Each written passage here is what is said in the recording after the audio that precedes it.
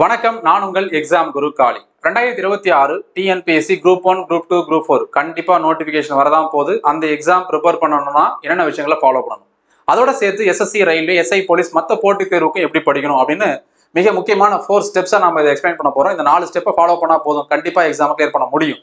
அதை நீங்க ரொம்ப இன்டென்சிவா வெறித்தனமா பண்ணணும். அது என்னென்ன பண்ணணுன்றதை தெளிவா இந்த வீடியோல பார்க்கலாம். அதோட சேர்த்து இந்த நம்ம ஆன்லைன் கோர்ஸ்ல ஜாயின் பண்ணவங்க, இது பொதுவா எல்லாருக்குமே, நீங்க நம்ம யூடியூப் ஃபாலோவரா இருக்கலாம், நான் ஃபாலோவர்ஸா இருக்கலாம், நம்மள பிடிக்காதவங்களா கூட இருக்கலாம், வேற இன்ஸ்டியூட்ல பே பண்ணி நீங்க படிக்கிறவங்களா கூட இருக்கலாம், ஓனா ப்ரிப்பேர் பண்றவங்களா கூட இருக்கலாம். யாரா இருந்தாலுமே இதுதான் ஸ்ட்ரக்சர், இப்படித்தான் படிக்கணும்ன்றத நம்ம தெளிவா டே 1ல இருந்து சொல்லிட்டு வரோம். இதோட அடிஷனலா ஒரு பாயிண்ட், நம்ம ஆன்லைன் கோர்ஸ் எடுத்துட்டு இருக்கோம்ல, நம்ம கிட்ட ஜாயின் பண்ணி படிக்கிறாங்கல்ல, அவங்க நம்ம கோர்ஸ் ஜாயின் பண்ணதுக்கு அப்புறமும் என்ன பண்ணணும், எப்படி ஒரு ஃப்ளோவா போகணும் அப்படிங்கிறது தெரியாம இருக்காங்க. ஸோ அவங்களுக்கான ஒரு எக்ஸ்பிளனேஷன் வீடியோ தான் இது. இந்த நேரத்தில் ரொம்ப முக்கியமான ஒரு இன்டிமேஷன், ஒரு மிகப்பெரிய சர்ப்ரைஸ். சடனா பார்த்தீங்கன்னா ஒரு 1 மந்த்தா என் மைண்ட்ல ஓடிட்டே இருந்துச்சு. ஒரு மாசமா நான் மனசுல சிந்திச்ச விஷயம். சரி, நம்ம கோர்ஸ் கொடுத்தோம், செப்டம்பர் 17, 2024 ஸ்டார்ட் பண்ணோம். அப்போ ஆரம்பிக்கும் போது 15 மாசம் வேலிடிட்டின்னு சொல்லியிருந்தோம். அதாவது 1.25 வருஷம் வேலிடிட்டின்னு சொன்னோம். அப்போ இந்த வேலிடிட்டி எப்போ முடியுதுன்னா டிசம்பர் 2025ஓட முடியுது. இந்த இன்னொரு ஒரு மாசம் தான் இருக்கு. அதுக்கப்புறம் ஏன்னா நான் கிளாஸ்ல சொல்லியிருப்பேன், இது என்னோட மூலதனம், அதாவது பணம் சம்பாதிக்கிறது கிடையாது. என்னுடைய அறிவை உங்ககிட்ட கொடுத்து, என்னோட நோட்ஸை உங்ககிட்ட கொடுத்து, இது ஒரு மூலதனமா விதைச்சிருக்கிறேன். இது என்ன ஆகும்னு தெரியலையே. இப்போ நம்ம கிட்ட குரூப் 1 படிச்சவங்க 3 பேர் ப்ரிலிம்ஸ் பாஸ் பண்ணியிருக்காங்க. குரூப் 4 படிச்சவங்க ரிசல்ட் என்னன்றதை சொல்லவே இல்லை. ஒரே ஒரு நபர் மட்டும் சொன்னாங்க. ஸ்டேட் லெவல்ல எஸ்சி கம்யூனிட்டியில 30th ரேங்க் வாங்கியிருந்தாங்க. அவங்க எனக்கு ஷேர் பண்ணாங்க. மொத்தம் யாருமே சொல்லலை. பட் அதை பத்தி கவலைப்படுற ஆளும் கிடையாது. கடமை ஏசி பலனை எதிர்பார்க்காது. அதனால முடிஞ்ச வரைக்கும் எவ்வளவு பெஸ்ட் கொடுக்கணுமோ கொடுப்போம். அதுக்கப்புறம் ரிசல்ட் கடவுள் கையிலையும் உங்க கையிலையும் இருக்குது. அவ்வளவுதான். இவங்க படிப்பாங்களா, படிக்க மாட்டாங்களா, திரும்பவும் அவங்களால பே பண்ணி ஜாயின் பண்ண முடியுமா, முடியாதா? ஏன்னா நம்ம என்ன சொல்லியிருந்தோம்னா, நான் மொபைல் ஆப்பை சொந்தமாலாம் வச்சிடல. நானும் மொபைல் ஆப்பை நான் எல்லாத்தையும் ஓப்பனா பேசுறேன், உங்களுக்கு தெரியும். நான் ஒரு இடத்துல பணம் கொடுத்து தான் வாங்கியிருந்தேன். நீங்க பே பண்ற ஃபீஸுமே அதில் சர்வீஸ் சார்ஜ் போயிட்டு 5% இருந்து 8% வரைக்கும் மொபைல் ஆப் கமிஷன் எடுத்துக்கிட்டு, ராசர் பே நடுவில் இருக்கிறாங்க மிடில் மேன், அவன் கமிஷன் எடுத்துக்கிட்டு, டேக்ஸ் போயிட்டு மீதி அமௌண்ட் தான் எனக்கு வரும். நீங்க டைரக்டா எனக்கு ஜிபே பண்ணாலுமே நான் இந்த ப்ராசஸ் எல்லாம் பண்ணணும், இந்த ஃபீஸ் எல்லாம் பே பண்ணணும். சரி, இதெல்லாம் நம்ம 1 இயர் முடிஞ்சதுன்னா திரும்ப அவங்க பே பண்ணி நம்ம கோர்ஸுக்கு வருவாங்களா? அதாவது ஓல்டு ஸ்டூடெண்ட் சொல்றேன். ஏன்னா இயர்லி எக்ஸ்டெண்ட் பண்ணணும்னா நான் அவங்களுக்கு பே பண்ணணும், சர்வருக்கு பே பண்ணணும். சர்வர் மீன்ஸ் இந்த மொபைல் ஆப் ஸ்டோரேஜ் சொல்றேன். அப்போ நான் என்ன சொல்லியிருந்தேன்னா, வேலிடிட்டி முடிஞ்சதுக்கு அப்புறம் ஒவ்வொரு இயருக்கும் 1500 கொடுத்து நீங்க எக்ஸ்டெண்ட் பண்ணிக்கலாம்ப்பா அப்படின்னு சொல்லியிருந்தேன். இவங்க பண்ணுவாங்களா, பண்ண மாட்டாங்களா? அது மட்டும் இல்லாம இவங்க நம்மள முதல் முறையா நம்பி ஜாயின் பண்ணுவாங்க. நான் ஃப்ரெஷ்ஷா, நம்மளுக்கு இது மாதிரி 10 வருஷம் எக்ஸ்பீரியன்ஸ் இருந்தா கூட, நம்ம ரேஸ் இன்ஸ்டியூட், அடா 24/7, டேஃப் இதெல்லாம் நான் ஒர்க் பண்ணியிருக்கேன். இருந்தா கூட நம்ம ஒரு சேனல் ஆரம்பிச்சு, ஒரு மொபைல் ஆப் நான் காசு கொடுத்து வாங்கி, இந்த இன்வெஸ்ட்மெண்ட் நான் சொல்லியிருந்தேன். எங்க குடும்பத்துல இருந்த எல்லா நகையும் அடமானம் வச்சு, அதுக்கப்புறம் நிறைய பேர்கிட்ட கடன்லாம் வாங்கி ஆரம்பிச்சது தான் இது. இன்னுமே அந்த கடன்லாம் அப்படியே தான் இருக்குது, இல்லாமலாம் கிடையாது. சரி, நம்ம இதெல்லாம் பண்றோமே, இவ்வளவு நம்மளுடைய மொத்த மூலதனத்தையும் உங்களுக்கு கொடுத்துருக்கோம், இவங்க என்ன பண்ணுவாங்கன்னு தெரியலையே, அவங்களால திரும்ப அந்த 1500 ரூபாய் பே பண்ணி வர முடியுமான்னு தெரியலையே. சரி, நம்மளை நம்பி முதல் முறை ஜாயின் பண்ணியிருக்கிறாங்க, அவங்க நம்ம ஏதாவது செய்யணும், அவங்களுக்கு நம்ம நன்றியோட இருக்கணும், நேர்மையா இருக்கணும். அப்ப என்ன பண்ணலாம்னா, இந்த வேலிடிட்டியை 2026 வரைக்கும் எக்ஸ்டெண்ட் பண்ணிடலாம். அதாவது இன்னொரு 1 இயருக்கு எக்ஸ்டெண்ட் பண்ணுவோம். அதுக்கப்புறம் எப்ப ஜாயின் பண்ணவங்களா இருந்தாலும் சரி, அதாவது இன்னைக்கு டேட் நவம்பர் 11, நான் நவம்பர் 14 வரைக்கும் சொல்றேன். நவம்பர் 14 இருந்து 2024 வரைக்கும், சாரி 25 வரைக்கும், இந்த டேட்ல இருந்து இந்த டேட் வரைக்கும் ஜாயின் பண்ண எல்லாருக்குமே 1 இயர் வேலிடிட்டின்னு கொடுத்தா கூட நவம்பர் 14, 2025னா நவம்பர் 14, 2026 தான் வரும். இருந்தாலும் நம்ம என்ன பண்ணுவோம், டிசம்பர் 31, 2026க்கு எக்ஸ்டெண்ட் பண்ணிடுவோம். எல்லாருக்குமே இந்த நவம்பர் 14 வரைக்கும் ஜாயின் பண்ற எல்லாருக்குமே 2025 வரைக்கும் ஜாயின் பண்றவங்களுக்கு அதாவது அவங்களுடைய வேலிடிட்டி மொபைல் ஆப்ல எக்ஸ்பைரி ஆக போற டேட்டு டிசம்பர் 31, 2026 இருக்கும். இது என்னால முடிஞ்ச ஒரு சின்ன உதவி. நான் ஒரு மாசமா திங்க் பண்ணது, இதை நம்ம பண்ணணும்னு சொல்லிட்டு மொபைல் ஆப் டீம்ல நான் டெய்லி பேசிக்கிட்டு இருந்தேன். இது எப்படி சார் பண்ண முடியும்? ஏன்னா ஒருத்தர் 2 பேர்னா பரவாயில்ல, நூற்றுக்கணக்கான பேர் இருக்கிறாங்க. நான் உட்காந்து ஒருத்தர் எடிட் பண்ண முடியாது, எனக்கு உண்மையா டைம் இல்லை அப்படின்னு சொல்லிட்டு அவங்கள்ட்டையும் பேசி, அவங்க அந்த ஃபார்முலாலாம் கண்டுபிடிச்சு ஒரு வழி என்ன பண்ணிட்டாங்கன்னா இன்னைக்கு அதை எக்ஸிக்யூட் பண்ணிட்டாங்க. ஸோ அதை நம்ம ஷார்ட் வீடியோல சொல்லியிருந்தேன். இது முதல்ல உங்களுக்கு சந்தோஷமா இருக்கா இல்லையான்னு தெரியல, எனக்கு மிகப்பெரிய மன திருப்தியா இருக்குது. முதல்ல நம்மளால முடிஞ்சது ஒரு சின்ன சொல்லுவாங்க இல்லையா, காலத்தினால் செய்த உதவி சிறிதெனினும் ஞானத்தின் மானப்பெரியது. என்னால செஞ்சு இது ஒரு சின்ன உதவியா இருந்தா கூட உங்களுக்கு கரெக்டா போய் கரெக்டான நேரத்துல சேர்ந்துருக்குதா, அதுதான் எனக்கு தேவை. அதை நான் நம்புறேன். நீங்க இதை பயன்படுத்தி நல்லா படிங்க. எப்போ என்ன டவுட் இருந்தாலும் நம்ம கான்டாக்ட் நம்பர் இருக்குது, நீங்கள் மெசேஜ் பண்ணலாம். நம்ம ஸ்டூடெண்ட் சொல்கிறேன், பே பண்ணி ஜாயின் பண்ணவங்களுக்கு. இதை நீங்கள் ஃபாலோ பண்ணாலே கண்டிப்பாக அடுத்த வருஷம் நடக்கக்கூடிய எந்த ஒரு போட்டித் தேர்வுலையுமே ஜிஎஸ்ல உங்களுக்கு மேக்ஸிமம் மார்க் எடுக்க முடியும். என்னால் முடிஞ்ச வரைக்கும் நான் அந்த கண்டென்ட் எல்லாம் அப்டேட் பண்ணி பிடிஎஃபாகவும் அப்லோட் பண்ணிகிட்டே வரேன்.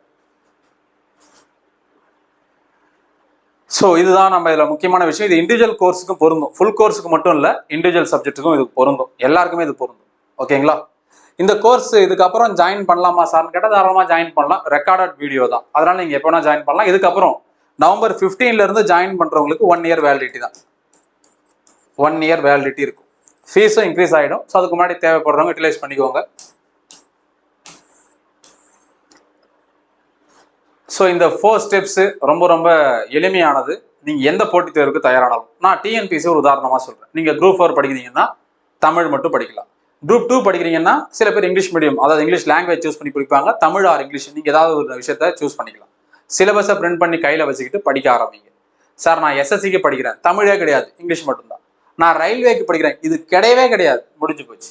இந்த பார்ட்டே உங்களுக்கு இல்லை நீங்கள் ரயில்வே படிச்சீங்கன்னா. ஸோ உங்களுடைய போட்டித் தேர்வை பொறுத்து இதை நீங்கள் இந்த விஷயத்த நீங்கள் மாற்றி அமைச்சிக்கலாம். ரெண்டாவது கரண்ட் அஃபேர்ஸ்.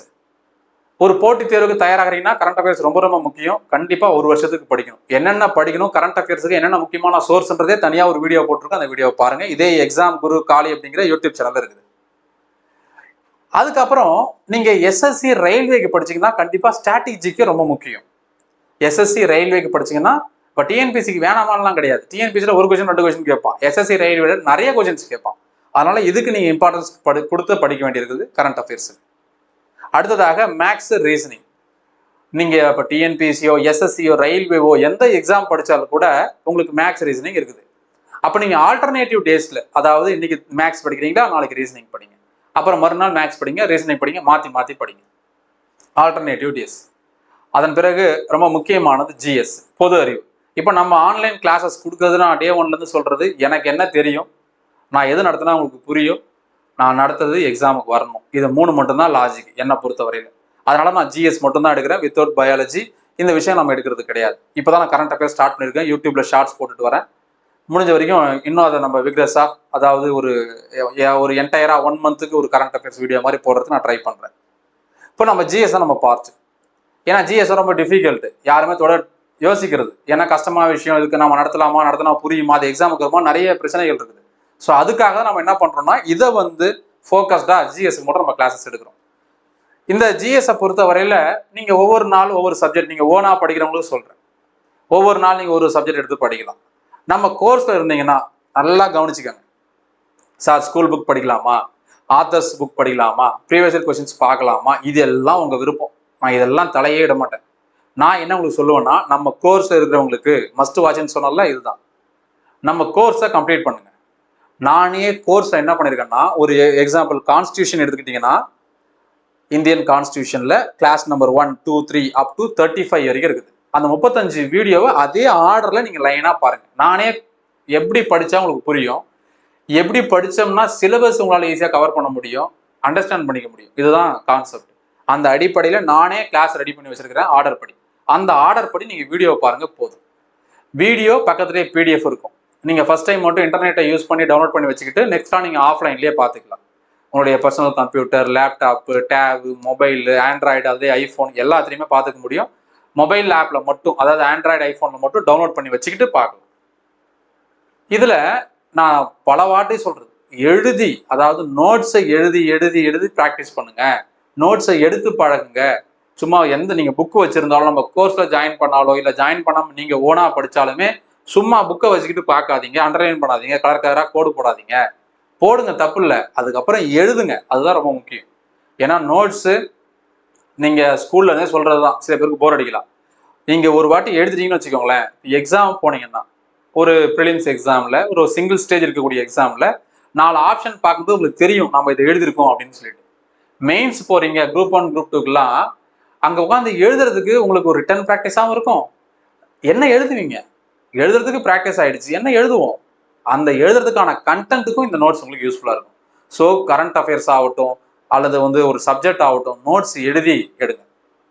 நான் சில பேர் கேட்குறாங்க, சார் நோட்ஸ் எப்படி சார் எடுக்கிறது, தனியாகவே அதுக்காக ஒரு வீடியோவை போடுறேன்னு சொல்லியிருந்தேன், அந்த வீடியோ தனியாக பண்ணுறேன். பட் இருந்தாலும் கூட இந்த இடத்துல ஒரு சின்னதாக ஒரு கரண்ட் அஃபேர்ஸ் நோட் சொல்றேன். இப்போ நவம்பர் 10 2025 அன்னைக்கு நடந்த ஒரு சின்ன கரண்ட் அஃபேர்ஸ் திருச்சியில நடந்தது. பாவை ஃபவுண்டேஷன் அந்த ஒரு கட்டப்பட்டியோ ஊர் பேர் எனக்கே பாருங்க நேம் மறந்துருச்சு. நான் தான் ஷார்ட் வீடியோ போட்டேன். எதுக்காக சொல்றேன் அப்படின்னா இப்போ எனக்கு ஞாபகம் இருக்குது. இப்போ ஆப்ஷன் பார்த்தா அடிச்சிருவேன். மெயின்ஸ்ல வந்து சப்போஸ் எனக்கு இந்த மாதிரி ஞாபகம் வரல, ஊர் பேர் வரலன்னா நீங்க போட்டு கன்ஃபியூஸ் பண்ணக்கூடாது. தெரிஞ்ச மாதிரி எழுதக்கூடாது. தெரியலன்னா அதுக்கு ஏற்ற மாதிரி மேனேஜ் பண்ணணும். நவம்பர் 10 2025 திருச்சியில பாவை ஃபவுண்டேஷன் அப்படிங்கிற ஒரு ஏரியால அல்லது ஃபவுண்டேஷன் பேர் ஞாபகம் இல்லையா, திருச்சியில தமிழ்நாடு முதலமைச்சர் அவர்களால அப்படியே எழுதுங்க டிஎன் சீஃப் மினிஸ்டர். அவ்வளவுதான். நீங்க அதான் நோட்ஸ் எடுக்கிறத சொல்றேன். உங்களுக்கு தெரியும் எம்.கே. ஸ்டாலின். ஓகே, என்ன ஆரம்பிச்சார்? அன்புச்சோலை இல்லங்கள், அன்புச்சோலை மையங்கள், அதாவது வயதான நபர்களுக்கான பகல் பொழுது பாதுகாப்பு இல்லங்கள். நைட்டு ஸ்டே பண்றது இல்லை. அப்படி ஃபுல் டைம் ஸ்டே பண்ற மாதிரி இருந்தால் அது ஒரு ஆர்பனைஸ் மாதிரியோ அதாவது குழந்தைங்களுக்கு அல்லது முதியோர் இல்லம் மாதிரியே ஆயிடும். அப்படி கிடையாது. பகல் நேரங்கள்ல அவங்க வந்து ஒரு ஸ்போர்ட்டுக்கு அல்லது அவங்களுடைய ஹெல்த்தை பார்த்துக்கிறதுக்கு, அவங்க மனசளவுலையும் உடல் அளவுலையும் ரொம்ப ஃப்ரீயா இருக்கிறதுக்காக ஒரு இல்லம். மொத்தமா 10 மாநகராட்சிகள்ல 25 இடங்கள்ல ஆரம்பிச்சு வச்சிருக்கிறாங்க. ஸோ இதுதான் இப்போ நான் சொன்னேன்ல, இதை நீங்க அப்படியே வந்து ஒரு சின்ன ஹிண்ட்ஸ் மாதிரி போட்டு ஒரு 2 லைன்ஸ் எடுத்து வச்சுக்கணும். இப்போ நீங்க இதை பார்க்கும்போது உங்களுக்கு தெரிஞ்சிடும். நீங்க தமிழ் எழுதினாலோ ஆர் இங்கிலீஷ்ல எழுதினாலும் அந்த நோட்ஸ் எடுத்துட்டா அந்த நோட்ஸை பார்த்தாலே தெரியும். இதை நீங்க அப்படியே குரூப் 1, குரூப் 2, குரூப் 4 ப்ரிலிம்ஸ்க்கும் யூஸ் ஆகும். மெயின்ஸ்ல கொஸ்டின் கேட்டாலும், அதாவது சமூகத்துல வந்து ரொம்ப பின்தங்கி இருக்கக்கூடிய நபர்கள் அல்லது மாற்றுத்திறனாளிகள் அல்லது முதியோர்கள், இவங்களுக்கான திட்டங்கள், பெண்கள், இவங்களுக்கான திட்டங்கள் பத்தி எப்பவுமே குரூப் 1, குரூப் 2ல மெயின்ஸ்ல கொஸ்டின் கேட்பான். அப்போ எழுதுறதுக்கு உங்களுக்கு யூஸ்ஃபுல்லா இருக்கும். சமூக நல திட்டம் தாராளமா எழுதலாம். அப்ப இப்படிதான் நீங்க நோட்ஸ் எடுக்கணும். நான் ரொம்ப சிம்பிளா சொல்றேன். இன்னொரு வீடியோல இதை பத்திய டீட்டெயிலா பேசுறேன். சரியா? ஸோ அப்படி நோட்ஸ் எடுத்து படிங்க, அதுதான் பெஸ்ட். இந்த ஜிஎஸ்ல நான் திரும்பவும் சொல்றேன், நம்ம பெய்ட்ல இருக்கவங்க நம்ம கோர்ஸை கம்ப்ளீட் பண்ணுங்க. நானே ஆர்டர் கொடுத்துருக்கேன் 1 2 3 4 5. அந்த ஆர்டரை ஃபாலோ பண்ணுங்க. நோட்ஸ் கையால எழுதி எடுங்க. என்ன சப்ஜெக்ட் சார் முதல்ல படிக்கலாம்? வெயிட்டேஜ் எதுல அதிகமா இருக்கோ அதை முதல்ல படிங்க. டிஎன்பிஎஸ்சியை பொறுத்தவரையில யூனிட் நம்பர் 6 இருக்குது. அதுக்கப்புறம் யூனிட் நம்பர் 5. நான் கோர்ஸ்ல யூனிட் நம்பர் 5 தனியா எக்கனாமிக்ஸ் தான் கொடுத்துருப்பேன். ஏன் அப்படின்னா ரெண்டுமே தனித்தனி சப்ஜெக்ட். அவன் சிலபஸ்ல ஒன்னா கொடுத்துருக்கலாம், பட் சப்ஜெக்டே வெவ்வேறு.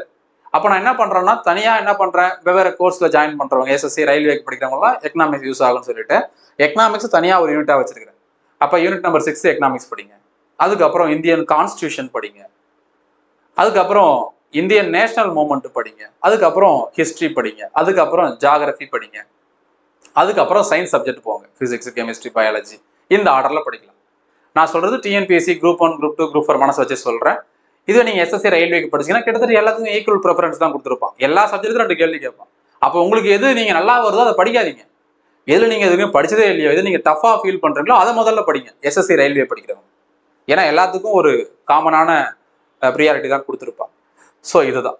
அடுத்தது, சார் எவ்வளவு நேரம் சார் படிக்கலாம்? நிறைய பேர் இந்த யூடியூப்ல இருந்து ஆகட்டும், ஃபேஸ்புக்ல அல்லது சோசியல் மீடியால, இன்ஸ்டாகிராம்லாம் நான் எப்படி படித்தேன், நான் சாதித்தது எப்படி, நான் சொல்றது தப்பா நினைச்சுக்காதீங்க. உடனே வந்து நெகட்டிவா கமெண்ட் பண்ணாதீங்க. நீ யாரெல்லாம் சொல்றதுலாம் கேட்காதீங்க. மனசாட்சியோட யோசிச்சு பாருங்க. நம்ம 5 விரல்களே ஒரே மாதிரி கிடையாது. அப்புறம் எப்படி அவங்கள மாதிரி நம்ம இருக்க முடியும்? மனசாட்சியோட யோசிங்க. திரும்ப திரும்ப சொல்றேன். எஸ், அவங்க போராடினாங்க, சக்சஸ் ஆனாங்க, அவங்க பண்றாங்க, ரைட், சூப்பர்.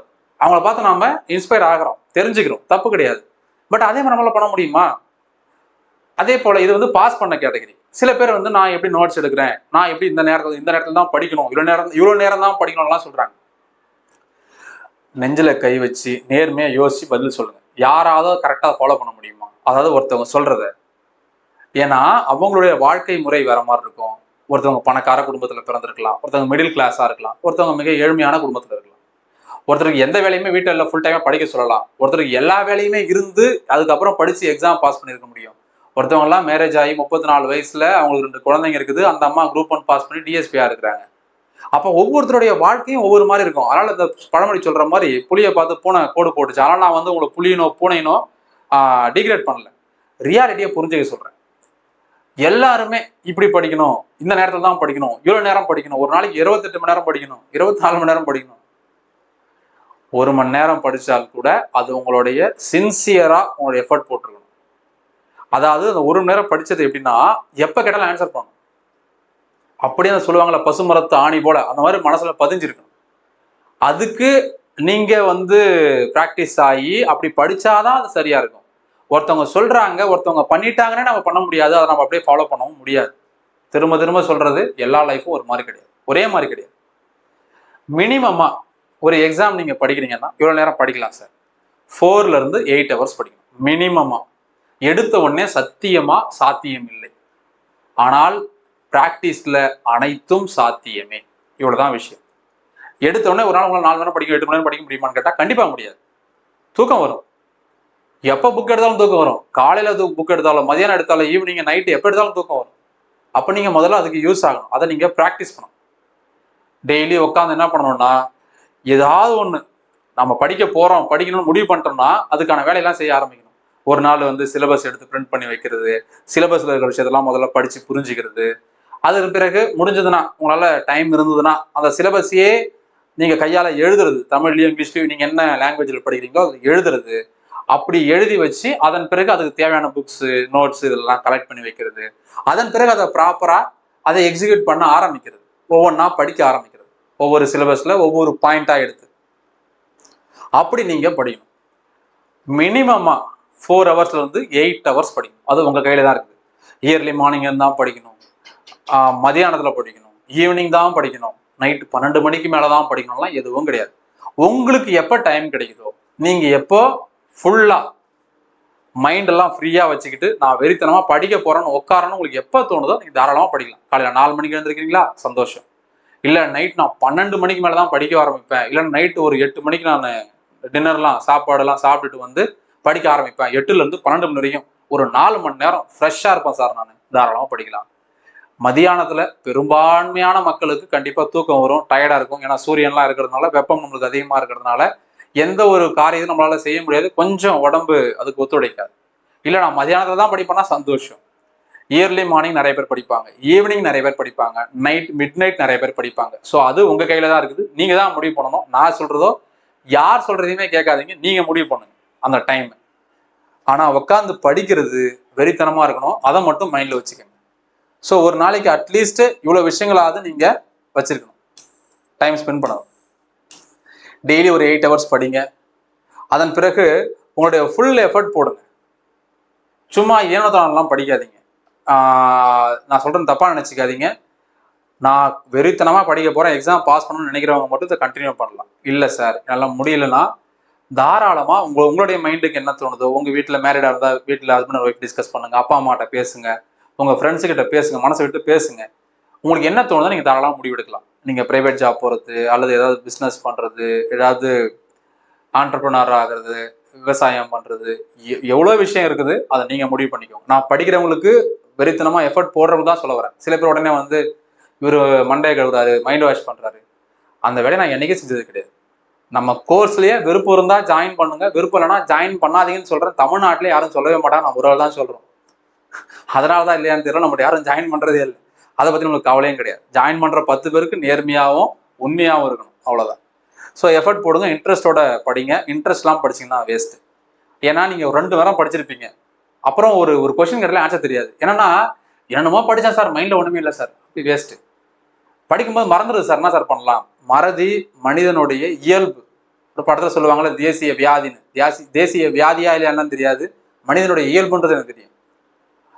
எல்லாருக்கும் மறந்துதான் போகும். அப்ப எப்படி ஞாபகம் வச்சுக்கலாம்? எழுதி எழுதி பார்க்கணும், அவ்வளவுதான். இப்ப நான் சொன்னேன்ல, நவம்பர் 10, 2025 தமிழ்நாடு முதலமைச்சர் மு க ஸ்டாலின் திருச்சியில போயிட்டு பாவை ஃபவுண்டேஷன்ல இந்த பட்டின ஒரு சின்ன ஒரு கிராமத்துல போயிட்டு இந்த விஷயத்த ஆரம்பிக்கிறாரு. அதாவது அன்புச்சோலை மையங்கள் மொத்தம் 10 மாநகராட்சியில 25 இடங்கள், 25 இல்லங்களை ஆரம்பிக்கிறார் பகல் நேரத்துல முதியோர்களை பாதுகாப்பதற்காக.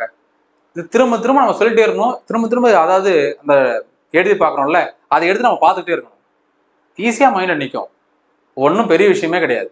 சார் இயர்ஸ் மறந்துடுது சார், நேம் மறந்துடுது சார், எல்லாத்துக்கும் ஒரே மருந்து தான், எழுதி பார்க்கறது தான். அப்படியே சும்மா ஹின்ஸ் மாதிரி எழுதுங்க, ஃபுல்லா கதையை எழுத வேண்டிய அவசியம் இல்லை, ஹின்ஸ் மாதிரி எழுதுங்க போதும். பார்த்தா உங்களுக்கு தெரியணும், அவ்வளவுதான். அதே போல சார் ஹேண்ட் ரைட்டிங் நல்லா இல்லை சார், ஹேண்ட் ரைட்டிங்லாம் மேட்டரே கிடையாது. ஈவன் நீங்க குரூப் 1 குரூப் 2 படிச்சாலும் சரிதான், எக்ஸாம் மெயின்ஸ் நீங்க எழுதினாலும் அழகா முத்து முத்தா வட்ட வட்டமா குண்டு குண்டா எழுதணும்னு அவசியம் கிடையாது. அதே மாதிரி கிறுக்கின்னு தரக்கூடாது. எழுதுறது கொஞ்சம் நீட்டா இருக்கணும், பாக்குறவனுக்கு படிச்சா புரியணும். அந்த மாதிரி இருந்தாலே போதும். நீங்க தமிழ்ல எழுதினாலும் இங்கிலீஷ்ல எழுதினாலுமே அதுக்கு இன்ட்ரெஸ்ட் ரொம்ப முக்கியம். அதை வச்சுக்கிட்டு நீங்க படிங்க. நோட்ஸ் எடுத்து படிங்க. மீண்டும் மீண்டும் நம்ம சொல்ல வேண்டியது, நோட்ஸ் எடுக்கிறது தான் பெஸ்ட் ஒரே வழி. கடைசியா அந்த இடத்துக்கு வருவோம். டிவி, மொபைலு, நீங்க மொபைல்ல அல்லது வேற ஏதாவது மிஷின் வாங்கி வச்சு கேம் ஆடுறது, அல்லது வந்து என்டர்டைன்மெண்ட், இந்த மூவிக்கு போறது, ஃப்ரெண்ட்ஸோட டிஸ்கஸ் பண்றது, பாய் ஃப்ரெண்ட் கேர்ள் ஃப்ரெண்ட்ஸ் கிட்ட பேசுறது, அதன் பிறகு வெளியில போறது, மூவிக்கு போறது, இந்த எல்லா விஷயமும் சேர்த்து இந்த என்டர்டைன்மெண்ட்டு கண்டிப்பா பண்ணவே கூடாது அப்படின்லாம் சொல்ல முடியாது. நாம மிஷின் கிடையாது. நாம இப்போ எங்க இருக்கிறோம்? 2025ல 26க்கு போறோம். இந்த நேரத்தில் அப்படிலாம் சொன்னோம்னா நீங்க யாரா சொல்லுவீங்க? அதை கிரிஞ்சா இருக்காரு, பூமர் அப்படிலாம் சொல்லுவாங்க. அதெல்லாம் பண்ணவே முடியாம யாரால இருக்க முடியாது, ரொம்ப கஷ்டம். ஆனா இப்போ ஒரு நியூஸ் படிச்சேன். ஒரு ஐஏஎஸ் பாஸ் பண்ணவங்க சொல்றாங்க, 2 வருஷமா போன் யூஸ் பண்ணலையா. சத்தியமா சொல்றேன்னா நம்பவே முடியல. 2 வருஷம் அவங்க போனை யூஸ் பண்ணாம இருந்திருக்காங்க. அதனால போனை யூஸ் பண்ணாம இருந்தாதான் பாஸ் பண்ண முடியும்லாம் கிடையாது.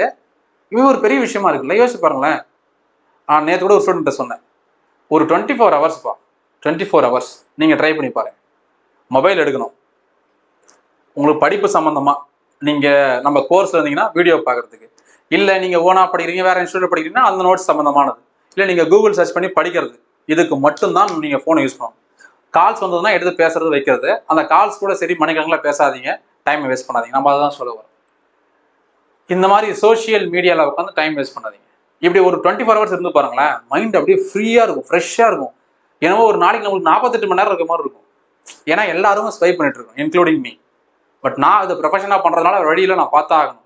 நான் வீடியோ எடுக்கணும், எடிட் பண்ணணும், அதை யூடியூப்ல போடணும், இன்ஸ்டாகிராம்ல போடணும், ஃபேஸ்புக்ல போடணும். இது நம்ம ஒரு ப்ரொஃபஷனாக பண்றதுனால இதெல்லாம் செஞ்சுதான் ஆகணும்.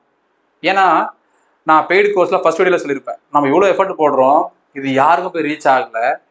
ரெண்டாவது இதுல ஒண்ணு உங்களுக்கு ரீச் ஆகி நீங்க படிச்சு அந்த விஷயத்த நீங்க கிளியர் பண்ணி எக்ஸாம் தான் சந்தோஷம். இது ரீச் ஆகிட்டு நான் ஏதாவது கோடிகள்லாம் சம்பாதிச்சாங்க அதுவும் கிடையாது. அப்போ நம்ம போடுற உழைப்புகள் மொத்தமே, நான் பணத்துக்காக சொல்ல வரல, மொத்தமும் விடலுக்கு இறைத்த நீர் மாதிரி சொல்றாங்கல்ல. நம்ம இவ்வளவு விஷயத்த கொடுக்குறோம், அது சரியான நபருக்கு போய் சேரலையே அப்படின்னு ஒரு ஆதங்கம் இருக்கும்ல, அதுக்காக சொல்றேன். இதெல்லாம் நீங்க பண்ணாம இருந்தாலே ஒரு நாள் உட்காந்து பாருங்க, அவ்வளவு நேரம் இருக்கும். உட்காந்து அழகா நீங்க ஒரு சப்ஜெக்ட்டுக்கு 2 சப்ஜெக்ட் படிக்கலாம். ஜிஎஸ், ஏன்னா ஜிஎஸ் வந்து பெரும்பாலும் படிச்சா தூக்கம் வரும், ஒரு மாதிரியா இருக்கலாம் ஃபீல் பண்ணுவாங்க. முடியும். சும்மா ஒரு நாள் ட்ரை பண்ணி பாருங்க. இது ஓகே, இது நல்லா இருக்குன்னா நீங்க அப்படியே அதை கண்டினியூ பண்ணுங்க கொஞ்சம் கொஞ்சமா. அன்னெசரியா போன் ரொம்ப நேரம் யூஸ் பண்ணாதீங்க. ஏன்னா நம்ம எதில் வாழ்ந்துட்டு இருக்கிறோம்? நம்ம கிராமத்துல வாழறோமோ இல்லையோ, இன்ஸ்டாகிராமத்துல தான் வாழ்ந்துட்டு இருக்கோம். அதுக்கப்புறம் எஃபி, வாட்ஸ்அப்பு, யூடியூப்னு இந்த மாதிரி நிறைய விஷயங்கள் இருக்குது. அது போக பார்த்தீங்கன்னா இப்போ பிக் பாஸ் நடந்துட்டு இருக்குது. பரவாயில்ல, சந்தோஷமான விஷயம் தெரியுமா? முன் எந்த வருஷமும் இல்லாத அளவுக்கு இந்த வாட்டி பிக் பாஸ் நிறைய பேர் பார்க்கலான்னு சொல்றாங்க. சந்தோஷம். அடுத்தது ஐபிஎல் ஆரம்பிப்பான். ஐபிஎல் அது ஒரு 100 நாள் போகும், இது ஒரு 100 நாள் போகும். யோசிச்சு பாருங்களேன், ஒரு வருஷத்துல 365 நாள், 200 நாள் இப்படியே போயிடுது. அது தாண்டி தளபதி, அப்புறம் வந்து தாவேகா, திமுக, தாவேகாக்கும் திமுக, டிஎம்கே, இன்னொன்னு டிவிகே, 2 பேரும் நடுவில் தான் போட்டி. அடுத்த வருஷம் அது வேற இருக்குது. அதனால நினைச்சா உண்மையாவே ரொம்ப பதட்டமா இருக்குது. நான் வந்து இவங்களுக்கு ஓட்டு போடலாம் சொல்ல வரல. இதெல்லாம் யோசிச்சு பார்த்தோம்னா காலம் இதுலயே போயிடுது. நமக்காக நம்ம என்ன வாழ்ந்துருக்கிறோம், நமக்காக என்ன செஞ்சிருக்கிறோம் அப்படின்னு ஒரு கேள்வி இருக்குல்ல. நான் எக்ஸாம் படிக்கிறவங்க மட்டும் சொல்ல வரல, பொதுவாக நபருக்கும் சொல்றேன். உங்களுக்கு பிடிச்சதுன்னா விஜய்க்கு ஓட்டு போடுங்க, ஸ்டாலினுக்கு ஓட்டு போடுங்க, ஏடிஎம்கே ஓட்டு போடுங்க, பிஜேபி, காங்கிரஸ், யாருக்கு வேணா போடுங்க. பட் உங்க நேரத்தை எவ்வளவு நேரத்தை வீணாக்குறீங்க அப்படின்னு யோசிச்சு பாருங்க. இதுக்காக தான் சொல்றோம், இதெல்லாம் கொஞ்சம் லிமிட்டா யூஸ் பண்ணுங்க. கொஞ்சம் கொஞ்சமா குறைச்சிக்கிட்டே வாங்க. அப்படியே ஜீரோ ஆக்க முடியாது, கண்டிப்பா முடியாது. நமக்கு தேவை எல்லாமே போன்ல இருக்கிறதுனால ஒரு சின்ன விஷயம் நம்ம பே பண்ண கூட ஜிபேல தான் பண்றோம், ஆன் பண்றோம். நெட் ஆன் பண்ண உடனே நிறைய மெசேஜ் வரும், நம்ம பார்க்குறோம், ரிப்ளை பண்றோம். அல்லது போனோம்னா இன்ஸ்டாகிராம்ல கிராமத்துக்குள்ள போனோம்னா எல்லாத்தையும் வயல்வெளிகள்ல இருந்து வரப்புகள்ல இருந்து எல்லாத்தையும் பார்த்துட்டே போறோம். யூடியூப் போனாலும் அதுதான், ஃபேஸ்புக் போனாலும் அதுதான். இப்படியே ஸ்வைப் பண்றதுலே காலங்கள் ஓடுகிறது. அதனால இதெல்லாம் கொஞ்சம் பார்த்துக்குங்க. இதெல்லாம் நீங்க கொஞ்சமா குறைச்சாலே கண்டிப்பா உங்களுக்கு நிறைய நேரம் கிடைக்கும். அந்த நேரத்தை நம்ம பயனுள்ள வகையில இந்த மாதிரி படிக்கிறதுக்கு பயன்படுத்தலாம். இவ்வளவுதான் விஷயம். ஸோ என்னென்ன சப்ஜெக்ட்ஸ் எந்த ஆர்டர்ல படிக்கணும் எல்லாத்தையும் நான் தெளிவாக சொல்லியிருப்பேன் நம்புறேன். இது நம்ம ஜிஎஸ்க்கான ஃபவுண்டேஷன் கோர்ஸு. எல்லா போட்டித் தேர்வுக்கும் பயனுள்ள வகையில் ஜிஎஸ் மட்டும், தமிழ், இங்கிலீஷ், மேக்ஸ், ரீசனிங் இல்லாமல் டெஸ்ட் சீரிஸ் கிடையாது. Only recorded video course. Tamil and இங்கிலீஷில் பைலிங்குலாக இருக்கும். ரெக்கார்டட் தான், லைவ் கிடையாது. ஸோ நீங்கள் நான் ரெக்கார்ட் பண்ணி அப்லோட் பண்ணிவிடுவேன். நீங்கள் எப்போ வேணாலும் ஃப்ரீயாக இருக்கும்போது அதை பார்த்துக்கலாம், பார்த்துட்டு நோட்ஸ் எடுத்துக்கலாம். அது ஒர்க் பண்ணுறவங்களுக்கு, ஹவுஸ் ஒய்ஃபாக இருக்கிறவங்களுக்கு, இல்லை வீட்டில் இருந்து ஃபுல் டைம் படித்தா கூட அவங்களுக்கு சில நேரங்களில் சரியாக நம்ம லைவ்ல போய் உட்காந்து படிக்க முடியாது. அதனால் ரெக்கார்டட் வீடியோஸ் கொடுத்துருவோம். சரி சார், டவுட் வந்தால் என்ன சார் பண்ணுவீங்க, எப்படி நாங்கள் கிளியர் பண்ணுறதுன்னா, ஸோ இதே நம்பர் தான் 8870302702. இந்த நம்பருக்கு நீங்கள் மெசேஜ் பண்ணீங்க அப்படின்னா கோர்ஸில் ஜாயின் பண்ணதுக்கு அப்புறம் நான் சொல்கிறேன். எல்லா டவுட்ஸ், எந்த டவுட்ஸ் இருந்தாலும் நான் வாய்ஸ் நோட் மூலமாக உங்களுக்கு கிளியர் பண்ணிவிடுவேன். கோர்ஸில் ஜாயின் பண்ணணும்னு நினைக்கிறவங்க மட்டும் இந்த நம்பருக்கு வாட்ஸ்அப் மெசேஜ் மட்டும் பண்ணுங்கள், கால் பண்ண வேண்டாம். டெமோ கிளாஸஸ், மற்ற டீட்டெயில்ஸ், கோர்ஸ் டீட்டெயில்ஸ் எல்லாத்தையும் நான் உங்களுக்கு சென்ட் பண்ணுறேன். இந்த நம்பர் தான் நம்ம எல்லாருமே கைட் பண்ணிட்டு வரோம். இது வரைக்கும் நம்ம கோர்ஸில் ஜாயின் பண்ணவங்க எல்லாருக்கும். வீடியோ அண்ட் பிடிஎஃபாக ஃபஸ்ட் டைம் மட்டும் இன்டர்நெட்டை யூஸ் பண்ணி நீங்கள் டவுன்லோட் பண்ணி வச்சுக்கிட்டு நெக்ஸ்ட் டைம் நீங்கள் ஆஃப்லைன்லேயே இந்த வீடியோஸை பார்த்துக்க முடியும். மொபைல் ஆப்பில் மட்டும், ஆண்ட்ராய்டு, ஐஃபோனில் மட்டும். இதை தாண்டி வியூ பண்ணுறது உங்களோட டெஸ்க்டாப்பில், லேப்டாப்பில், டேப்பில் எல்லாத்துலேயுமே பார்த்துக்க முடியும். இதுக்கான எல்லா லிங்க்குமே இந்த வீடியோக்கு கீழே டிஸ்கிரிப்ஷனில் கொடுத்துருக்குறோம். ஆப் நேம் எக்ஸாம் குரு காலி. இந்த ஆப்பில் தான் நம்ம கிளாஸஸ் எடுக்கிறோம். ப்ளே ஸ்டோர்லேயே நீங்கள் போய் சர்ச் பண்ணி பார்க்கலாம். ஸோ இதுக்கான ஃபீஸ் 1 இயர் வேலிடிட்டி 3500. இது நவம்பர் 14 வரைக்கும். ஸோ அதுக்கப்புறம் பார்த்தீங்கன்னா 4000 இன்க்ரீஸ் ஆகிடும். ஃபுல் கோர்ஸாக சப்ஜெக்டாக ஒவ்வொரு சப்ஜெக்டாக ஜாயின் பண்ணிங்கன்னா அதுக்கான ஃபீஸ் இதுவும் இன்க்ரீஸ் ஆகிடும். ஸோ அதுக்கு முன்னாடியே தேவைப்படுறவங்க ஜாயின் பண்ணிக்கோங்க. அதுக்கு முன்னாடி இங்கே கொடுத்துருக்க விஷயங்கள் எல்லாத்தையும் தெளிவாக பார்த்து புரிஞ்சுக்கோங்க. இந்த வீடியோ ஃபர்ஸ்ட்லேயே சொன்னது தான், என்னுடைய நோக்கம் பணம் சம்பாதிக்கிறது கிடையாது, அது மட்டுமே கிடையாது. இருந்தாலும் நான் வாவசியும் கிடையாது. தன்னுடைய சொந்த சொத்தை விற்று தேசத்துக்காக அர்ப்பணித்து அவரும் அவர் குடும்பமும் எங்கே இருக்காங்கன்னே தெரியாமல் போயிட்டாங்க இல்லையா? இப்போ அந்த மாதிரியும் நான் ஆக முடியாது. ஒரு நியாயமான ஒரு ஃபீஸில் நம்மளால் எவ்வளோ முடியுமோ அவ்வளோ விஷயத்த கொடுக்கணும் அப்படிங்கிறது நம்மளோட நோக்கமே. நிறைய பேர் மெசேஜும் பண்ணாங்க, நாம் இன்றைக்கி இந்த கோர்ஸை வேலிடிட்டி இன்க்ரீஸ் பண்ணதுக்கப்புறம் பெரிய பெரிய இன்ஸ்டியூட் கூட பண்ண மாட்டாங்க சார், நீங்கள் பண்ணீங்க, நல்லாவே தெரியும் நீங்கள் மணி மைண்டடு கிடையாது, ஏதாவது ஒன்று இவ்வளோ விஷயம் பண்ணியிருக்கீங்க, கண்டிப்பாக உங்களுக்கு நல்லது நடக்கும் சார் அப்படின்னு சொல்லி நிறைய பேர் எனக்கு விஷ் பண்ணாங்க. உண்மையாக ரொம்ப சந்தோஷமாக இருந்துச்சு. நீங்கள் நம்ம கோர்ஸில் இருந்தீங்கனால் எனக்கு செய்யக்கூடிய பெரிய உதவி என்ன தெரியுமா? நீங்கள் பாஸ் பண்ணி அந்த போஸ்டிங்கில் போய் உட்கார்றது போலதான். நீங்கள் பாஸ் பண்ணதுக்கப்புறம் நீங்கள் சொன்னதான் தெரியும் நான் உங்கள்கிட்ட படித்தேன் சார், பாஸ் பண்ணணும். இல்லை எனக்கு தெரிய போகிறதே கிடையாது. நான் யாரையும் கேட்க போகிறதும் கிடையாது. நீங்கள் ஒரு பெரிய இடத்துக்கு போயிட்டீங்கன்னா உடனே நான் பின்னாடியே எனக்கு ஒரு ஹெல்ப் பண்ணுங்கன்னு கேட்க போகிறதும் கிடையாது. இது வரைக்கும் நான் யாருக்கிட்டையும் போய் எனக்காக இதை பண்ணுங்கன்னு கேட்டதே கிடையாது. ஸ்டூடெண்ட்டுக்காக இதை பண்ணுங்க. நம்ம தம்பி ஒருத்தர் போனாட்டி விஓ ஆனார். அவர்கிட்ட எனக்கு தெரிஞ்ச ஒரு 10 நம்ம ஸ்டூடெண்ட் விஓ நம்பர் இருந்துச்சு. அவங்க எல்லாரும் நான் பேசிய பல வருஷம் இருக்கும். அவங்க எல்லாரோட ஃபோன் நம்பரும் அந்த தம்பிக்கு அனுப்பி விட்டுட்டு, என் பேர் சொல்லுப்பா, காலிச்சரன்னு சொல்லு, அவங்களுக்கு தெரியும், பேசுவாங்க, உனக்கு என்ன டவுட்டு, உனக்கு என்ன வேணுமோ கிளியர் பண்ணிக்க. அவன் அப்போ தான் விஓ ஜாபுக்கு போகிறான். ஸோ அந்த மாதிரி எனக்கு இல்லைனாலும் எனக்கு பின்னாடி என்கிட்ட வராங்க இல்லையா, அவங்களுக்கு ஏதாவது ஹெல்ப் வேணும்னா கண்டிப்பாக கேட்பேன். எனக்காக நான் இதுவரைக்கும் யார்ட்டையும் கேட்டதும் கிடையாது, கேட்க போகிறதும் கிடையாது. ஸோ அந்த உதவியை நீங்கள் செய்வீங்க நம்புகிறேன். தொடர்ச்சியாக படிங்க, எக்ஸாம் படிக்கணும், போஸ்டிங் வாங்கணும். இந்த தான் என்னோட எய்ம்னு நினைக்கிறவங்களுக்கு மட்டும் சொல்கிறேன், மற்றவங்களுக்கு கிடையாது. தொடர்ச்சியாக போராடினா தான் நம்ம அந்த விஷயத்தை கிராக் பண்ண முடியும். சில நேரங்கள் நம்ம ஒரு வாட்டி 2 வாட்டி ஃபெயில் ஆகலாம், அது இயல்பான விஷயம்தான். இப்போ யோசிச்சு பாருங்க, குரூப் 1 அப்படிங்கிறது 100 பதவி தான். எல்லாருமே அந்த பதவிக்கு போயிட முடியுமா? 2 லட்சம் பேர் போகிறாங்க, எக்ஸாம் படிச்சுட்டு போகிறாங்க. அப்போ 100 பேர் தான் போக முடியும். அதுதான் வழக்கம், வேற ஒன்றுமே பண்ண முடியாதான் விதி. அப்போ மற்றவங்களாம் அவ்வளோதானே சார் அப்படின்னு கிடையாது. அந்த நேரத்தில் அவன் நல்லா பண்ணியிருக்கிறான், அவனுக்கு அது கிடைச்சிருக்குது. நாம் என்ன பண்ணணும்? நம்மளுக்கு கிடைக்கலையா, அப்போ நம்ம இன்னும் எஃபர்ட் நிறையா போடணும். நம்ம இதில் லேக் ஆகிறோம், இதில் வீக்காக இருக்கிறோம் தெரிஞ்சுக்கிட்டு அதில் நம்மளை மெருகேற்றணும், நம்மளுடைய பெஸ்ட்டை கொடுக்கணும். அப்படி பண்ணோம்னா கண்டிப்பாக அடுத்தடுத்த காலகட்டத்தில் நம்மளால் அச்சீவ் பண்ண முடியும். நம்பிக்கையோட படிங்க. நான் அந்த நம்பிக்கையை மட்டும்தான் என்னால் கொடுக்க முடியும். கோர்ஸு என்னால் எவ்வளோ பெஸ்ட்டாக முடியுமோ அவ்வளோ பெஸ்ட்டாக கொடுத்துட்டேன் ஆல்ரெடி. இவ்வளோ தான் செய்ய முடியும். இதுக்கப்புறம் கடவுள் கையிலையும் உங்கள் கையிலையும் தான் இருக்குது. தொடர்ச்சியாக போராடுங்க, வெற்றி கண்டிப்பாக நம்மளுக்கு கிடைக்கும். இந்த நான் சொன்ன 4 விஷயங்களை ஃபாலோ பண்ணுங்க, கட்டாயமாக உங்களால் போட்டித் தேர்வில் ஜெயிக்க முடியும். அப்படி இதையும் கொஞ்சம் பார்த்துக்கோங்க.